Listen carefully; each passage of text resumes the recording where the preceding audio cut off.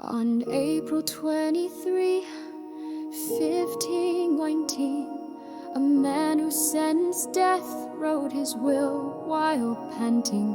He had already prepared himself mentally, but when he actually wrote his will, he had mixed feelings. He was born in Italy, but tears welled up as he wrote that he wanted to be buried in France. His parents loved each other, but his mother's family was too poor to provide a dowry, so the marriage did not take place. And he was born out of wedlock, despite being an unrivaled genius.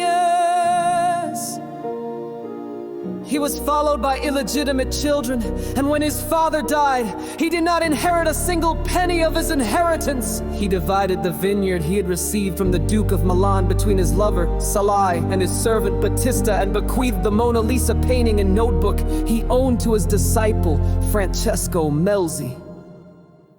488 years later, the British magazine Nature named him the most creative of the great geniuses who changed human history. The Italian Leonardo da Vinci was chosen as the #1 person. The second place went to the British genius playwright Shakespeare, and the great physicist and astronomer Isaac Newton came in 6th. Generally, geniuses are born in groups, but especially during the Renaissance, super geniuses were born. What Renaissance geniuses had in common was that they were multi-talented. Leonardo himself was a painter, sculptor, inventor, architect, anatomist, geographer, and musician. Most artists turn their backs on science and even hate it. Unusually, Leonardo attempted to merge art and science into one. When the enormous amount of sketches and drawings that Da Vinci left behind were made public upon the death of Leonardo's disciple Francesco Melzi in 1570, the world paid tribute to his genius. Compared to his fame, Leonardo's completed works were few, but his representative works, The Last Supper and the Mona Lisa, are unparalleled.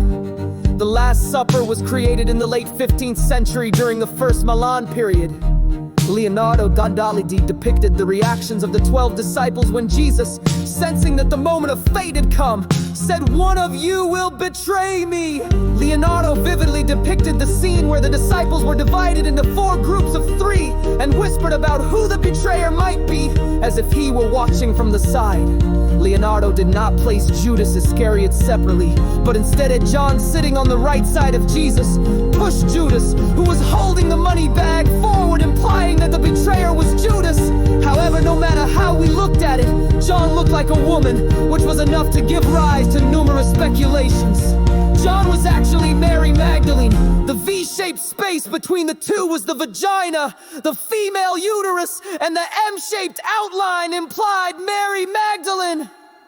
The food at the Last Supper is rice cake and wine, which also symbolizes Jesus broke bread and gave it to his disciples, saying, "This is my body," and poured wine, saying, "This is my blood."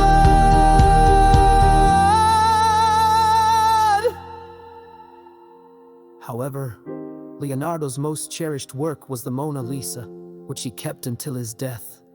He began painting the Mona Lisa during the Second Florentine period and completed it in Amboise, France. There are many stories about the Mona Lisa, just like the Last Supper.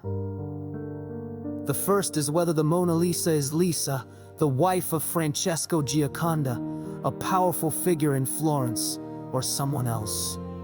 In 2008, a record left by a Florentine official in the 1500s was discovered in the Heidelberg University Library in Germany. According to the story, Leonardo was working on a portrait of Madame Gioconda.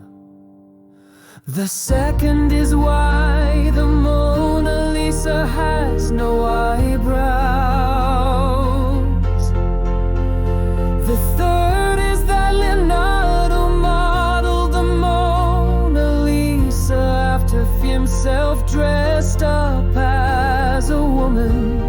The Mona Lisa has been left and is considered the most valuable work of art in existence.